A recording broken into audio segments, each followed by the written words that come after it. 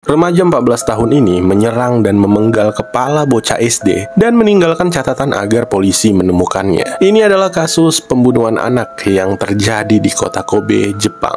Kasus ini menjadi salah satu kasus pembunuhan tersadis yang tercatat dalam sejarah Jepang yang dilakukan oleh seorang anak berusia 14 tahun. Inilah kisah pembunuhan anak di kota Kobe. Kehidupan awal. Shinichiro Azuma alias Seito Sakakibara lahir pada tanggal 7 Juli tahun 1982 di kota Kobe, prefektur Hyogo, Jepang. Tidak banyak yang diketahui tentang masa kecil Sakakibara, kecuali bahwa dia senang menyiksa dan juga membunuh binatang. Dia juga senang bermain dengan benda-benda berbahaya sejak sekolah dasar dan mengatakan dengan membawa pisau, gunting, dan juga benda berbahaya lainnya bisa membantu meringankan kekesalannya. Meskipun dikatakan bahwa Sakakibara ini tidak stabil secara mental, tapi ibunya terus menekannya untuk lulus ujian yang diperlukan untuk masuk ke sekolah yang bagus. Tekanan ini ditambah dengan agresi dan kecenderungan kekerasan yang menyebabkan gesekan baik secara internal maupun interaksinya dengan orang-orang di sekitarnya. Sakakibara yang dikenal suka menyiksa hewan, pada akhirnya akan memulai kejahatannya terhadap manusia lainnya. Kejahatan.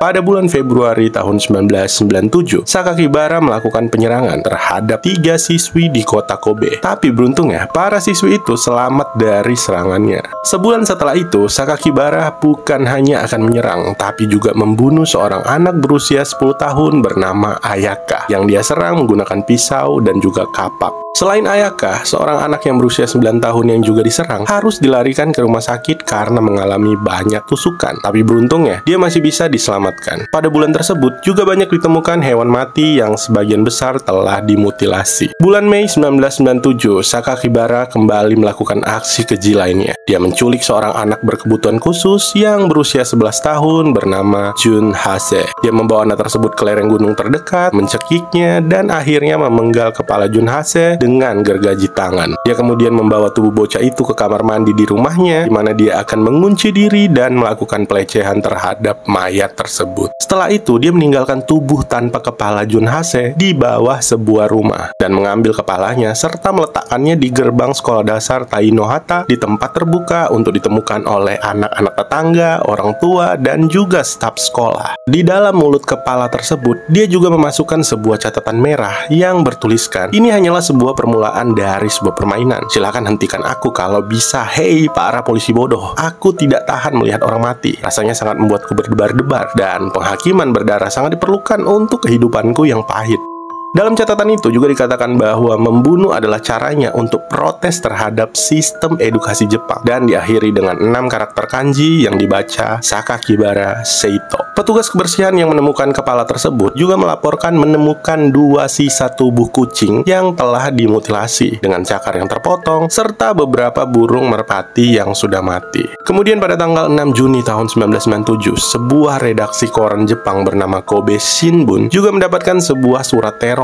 Koran tersebut mempublikasikannya, namun tidak sengaja menulis Sakakibara menjadi Onibara, yang berarti mawar setan. Mengetahui hal itu, Sakakibara kembali mengancam bahwa dia akan membunuh 3 sayuran busuk jika media salah menyebutkan namanya untuk kedua kali. Dia juga mengirim surat lain ke media dan mengaku bertanggung jawab atas pembunuhan tersebut dan menginginkan lebih banyak reaksi dari polisi yang menyatakan, "Saya mempertaruhkan hidup saya demi permainan ini. Jika saya tertangkap, saya mungkin akan digantung. Jadi, polisi harus lebih marah dan lebih ulet lagi dalam mengejar saya." Penangkapan. Saat itu, polisi belum tahu kalau pelaku pembunuhan ini adalah seorang anak berusia 14 tahun dan polisi masih terus melakukan penyelidikan. Sampai pada akhirnya tanggal 28 Juni tahun 1997, seorang anak berusia 14 tahun ditahan atas tuduhan pembunuhan Jun Hase. Dan karena pada saat itu usianya baru berusia 14 tahun, polisi tidak diizinkan mempublikasikan nama aslinya dan memutuskan untuk memanggilnya dengan nama Boy